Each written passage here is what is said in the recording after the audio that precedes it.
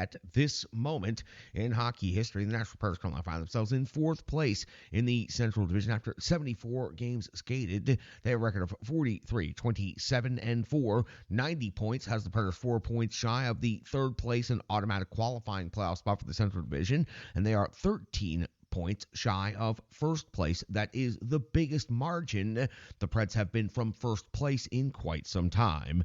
On home ice, which is where the Nashville Predators' next game will take place, they have a record of 21, 15, and 1. The Preds have scored 244 goals this season. They've given up 225 goals against. That's a goal differential of plus 19. Now, before we get into that next matchup against the Boston Bruins at Bridgestone Arena, let's talk about the updated standings of the Central Division and then what is of more importance at this time, the wild card. So let's start with the Central, and we have two teams now from the Central that have clinched. The Dallas Stars in first place with 103 points, and the Colorado Avalanche in second place with 100 points have both clinched playoff spots this season. The Winnipeg Jets are in third place with 94 points. They have fallen 9 points behind first place, and they have also fallen 6 points behind the second place Colorado Avalanche. The Nashville Predators only 4 points behind Winnipeg Jets, so right there in the rear view mirror, the Preds could have an opportunity to overtake Winnipeg in the next week, but we'll get to that here in just a second. St. Louis Blues in fifth place and still alive with 82 points. Minnesota Wild in sixth place with 79 points, are 11 points behind the Nashville Predators. Arizona, Chicago both eliminated from this season. The wild card race, very important right here. The Nashville Predators still hold wild card one with 90 points. The Vegas Golden Knights have surged the last couple of games and displaced the LA Kings, bumping them back down into the wild card situation.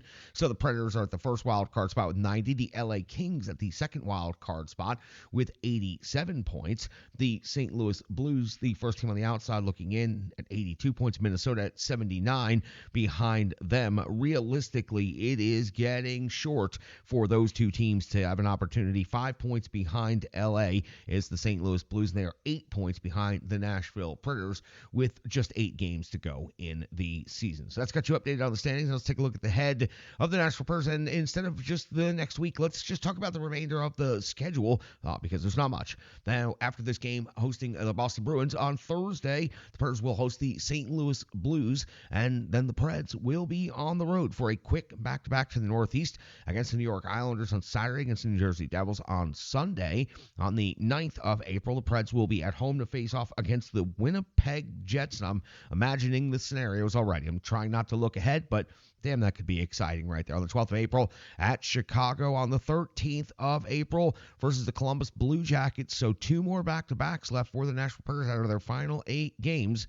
And that will be the final home game of the regular season for the Nashville Predators on the 13th versus Columbus. Then the final game of the regular season is also their final road game of the season. That happens on April the 15th at the Pittsburgh Penguins. Now, the Predators and the Bruins played very early in this particular season. It was back on October the 14th when the Predators fell 3-2 in Boston. UC Saros won 27 out of 30 and took the loss. Sissons had both of the goals for the Nashville Predators.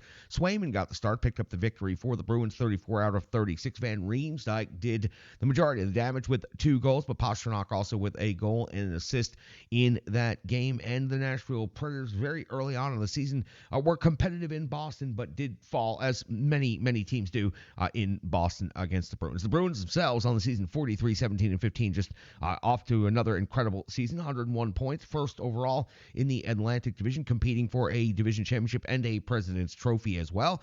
They are 28-9 on the road this season. They've scored 249 goals. They've given up 208 goals against. That's a goal differential of plus 41. Let's take a look at their most recent stretch of action. It was on the 21st of March, 5-2 loss versus the New York Rangers. On the 23rd of March, a 3-2 loss at the Philadelphia Flyers. On the 26th of March, a 4-3 win at the Florida Panthers. 27th of March, a 3-1 loss at Tampa Bay. Most recently, on the 30th of March, a 3-2 shootout win at Washington. Swayman picked up the victory. 18 out of 20 was his stat line. So you can see the Boston Bruins competing for all of the trophies over there there in the Eastern Conference, but in their most recent stretch of action, dropping a couple of games right there to the Rangers and also to the Flyers and Tampa Bay Lightning. But the Bruins are always an incredibly dangerous team, and coming into Bridgestone Arena, there is no doubt the Nashville Predators have to be much better prepared for this next game than they have been for the previous two. Let's talk about the NHL rankings and the numbers between these two teams, and you might be surprised the Predators are comparable to the Boston Bruins in several of these rankings, just not in the standings necessarily. 11 points separate these two teams in the standings. The Boston Bruins, by the way, would be in second place behind Dallas if they were in the Central Division. Just to show you how competitive the Central Division is. People don't give the Central enough credit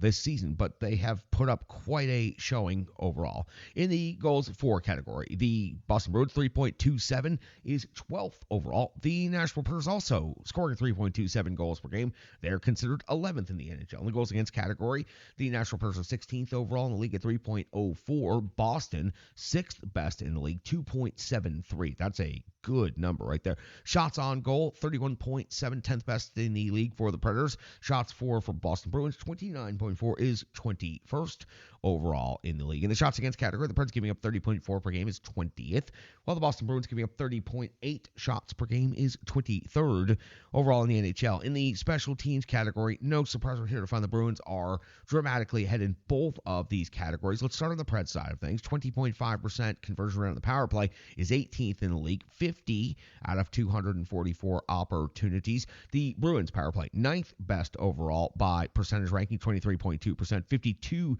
conversions on 224 opportunities this season. The Preds PK is at 25th on the season, 76.3% is their kill rate, 53 power play goals against.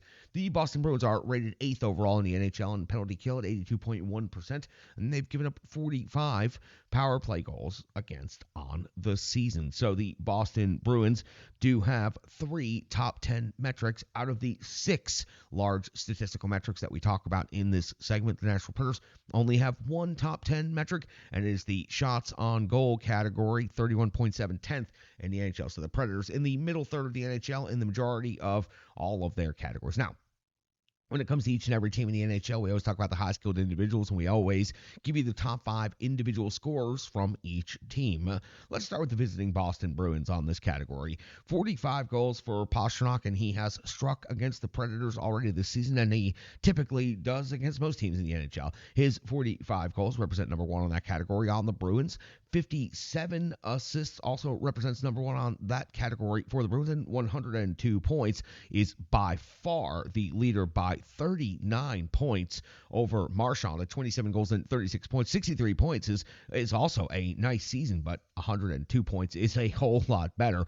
Coyle's at 23 goals and 32 assists for 55 points. Zacha's at 18 and 33 for 51, and McAvoy 10 goals, 34 assists for 44 points. Over on the other side of the ledger, the Nashville Predators, not nearly as much separation between the top scorers on this team, but there are some comparables here. Forsberg, 41 goals, 43 assists for 84 points on the season. So Forsberg only 4 goals behind Pastrnak right there, but quite a few points. Josi, 19 goals and 57 assists for 76 points on the season. Nyquist, 22 goals, 46 assists for 68 points. O'Reilly, 25 and 36 for 61. And Tommy Novak, all he does is make plays for 40 points. 15 of those are goals, 25 of those are assists. With the back-to-back nature of the Boston Bruins and the way they platoon and tandem their goaltending, anticipated to see Ullmark in net against the Predators. 19, 9, and 7 on the season. 9.14 save percentage, 2.64 goals against average with 1 shutout on the season. Swayman picked up the win in their most recent game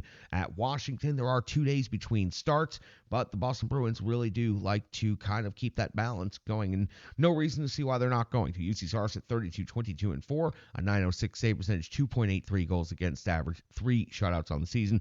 Preds looking to get back on the right track, get back on the winning streak. That's going to do it for the preview for the Nashville Predators and the Boston Bruins. Let's go back and talk about what happened in the last game for the Preds. It was in Denver. It's the Reaper Sports full game recap, and we're going to it right after this.